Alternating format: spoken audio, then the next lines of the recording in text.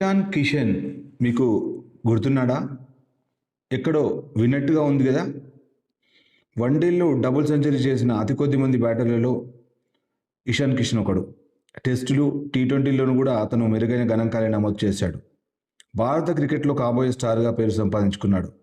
అలాంటి ఆటగాడు 2 ఏళ్ల పాటు టీమిండియా ఛాయలకే రాగలేకపోయాడు.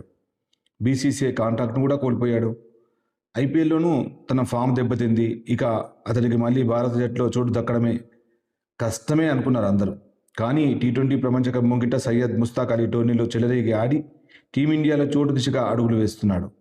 ఐపీఎల్లో మెరుపులు మెరిపించి 22 ఏళ్ల వయసులోనే టీమిండియాలో చోటు దక్కించుకున్న ఇషాన్ కిషన్ 3 ఫార్మాట్లోని జట్టుకు ప్రాతినిధ్యం వహించాడు. 32 టీ20ల్లో 26 సగటుతో 796 పరుగులు చేసిన అతను 27 వన్డేల్లో 42.4 సగటుతో 933 పరుగులు చేశాడు.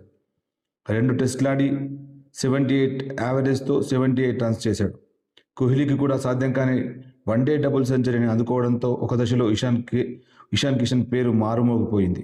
అయితే 2023 దక్షిణాఫ్రికా పర్యటన సందర్భంగా మానసిక స్థితి సరిగా లేదని కారణం చెప్పి స్వదేశానికి వచ్చేయడం, ఆపై బీసీసీఐ ఆదేశాలకు అనుగుణంగా దేశవాళీ క్రికెట్ ఆడకుండా ఐపీఎల్ కోసం ప్రాక్టీస్ చేయడం అతడి కెరీర్పై ప్రతికూల ప్రభావం పడింది. జట్టు యాజమాన్యం, సెలక్షన్ కమిటీ అతన్ని పక్కన పెట్టేశాయి. దీంతో మళ్ళీ టీమిండియాలో స్థానం సంపాదించుకోలేకపోయాడు. బీసీసీఐ కాంట్రాక్టు కోల్పోయాడు.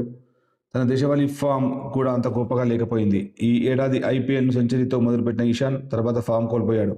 అయితే రంజీ ట్రోఫీలో రాణించిన అతను ఇప్పుడు ముస్తాక్ అలీలో రెచ్చిపోయాడు. 2 శతకాలు, 2 అర్ధశతకాలతో సహా 517 పరుగులు చేశాడు. అతడి సగటు 57.44 కాగా స్ట్రైక్ రేట్ 197.32, 197.32 కావడం విశేషం. టోర్నీలో అతనే టాప్ స్కోరర్ కూడా. ముఖ్యంగా కీలకమైన ఫైనల్లో మెరుపు సెంచరీ బాదడంతో భారత సెలెక్టర్లు అతని వైపు చూడక తప్పని పరిస్థితి కల్పించాడు. జనవరిలో న్యూజిలాండ్తో జరిగే టీ20 సిరీస్ కూడా జట్టులో చోటు కోసం అతను పోటీదారుగా ఉంటాడు.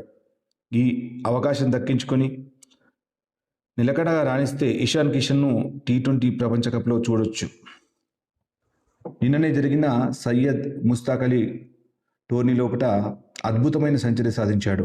49 బంతుల్లోనే 6 ఫోర్లు, 10 సిక్సర్లకు తోడుగా 101 పరుగులు సాధించాడు. సో కంగ్రాచ్యులేషన్ చెప్దాం, అలాగే ఆల్ ది బెస్ట్ చెప్దాం. ఎందుకంటే జీవితంలో ఏదో ఒక సమయంలో అందరూ కూడా తప్పులు చేస్తారు. ఇతను కూడా అలాంటి తప్పే చేశాడు. కానీ ఆ తప్పు సరిదిద్దుకొని తర్వాత మళ్ళీ డిసిప్లిన్తో ఆడుతున్నాడు. సో మళ్ళీ వెల్కమ్ చెప్దాం, ఆల్ ది బెస్ట్ చెప్దాం, కంగ్రాచ్యులేషన్ చెప్దాం.